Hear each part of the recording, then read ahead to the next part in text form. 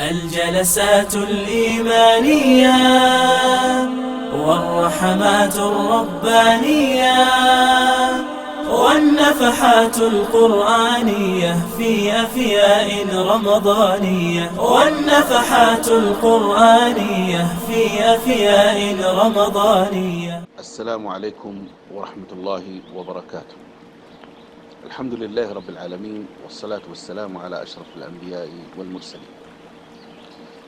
في إحدى المدن الأمريكية قام بعض العلماء بعمل التجربة الآتية: راقبوا جيلا كاملا طبعا من السجلات منذ أن دخلوا إلى المدرسة سنة أولى ابتدائي إلى أن توفي جميع الجيل، طبعا من السجلات.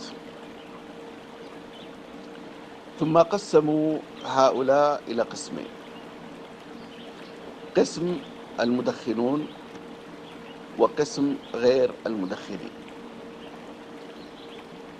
لاحظوا أن المدخنين ماتوا قبل بقية الجيل ب18 سنة. 18 سنة.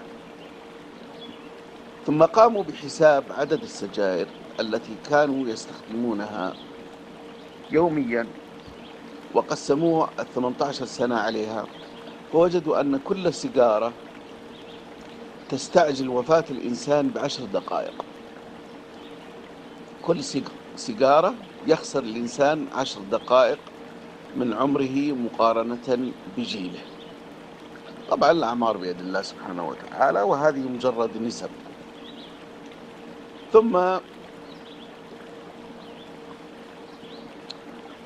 كانت النتيجة الأخيرة أن السيجارة الواحدة ينقص حياة الإنسان بسببها 10 دقائق. الشيشة تساوي 20 سيجارة. طيب، لماذا التدخين يقتل الإنسان سريعا؟ هو سم بطيء المفعول، يقتل الإنسان على مدى سنين ب4 طرق.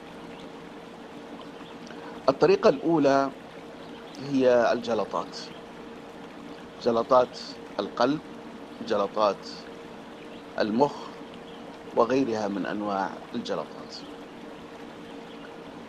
النوع الثاني هو الأورام الخبيثة. ثبت تورط التدخين في 60 نوع من أنواع السرطانات، يبدأ من الشفتين، اللسان، الأسنان، الحنجرة، البلعوم، المريء، المعدة، حتى المثانة البولية، والثدي لم يسلم من تأثير التدخين. الطريقة الثالثة وهي طريقة الإجهاضات وطريقة قتل الأجنة في بطون الأمهات أو بعد خروجهم بقليل، بل قد يمتد ذلك إلى سنوات طويلة. فقد ثبت علميا وجود حالات من الأورام في الأطفال سببها أن الأم أو الأب كان مدخنين أيام الحمل. وهناك أسباب أخرى متفرقة كثيرة. جزاكم الله خير على حسن الإصغاء. وسؤالنا هو: السيجارة كم يفقد الإنسان بسببها دقيقة من حياته؟ جزاكم الله خيرا. ننشر علما، ننثر أدبا، نشعل همما، نرفع حجبا، نبذل في دعوتنا السبابا في أفياء رمضانية، في أفياء رمضانية.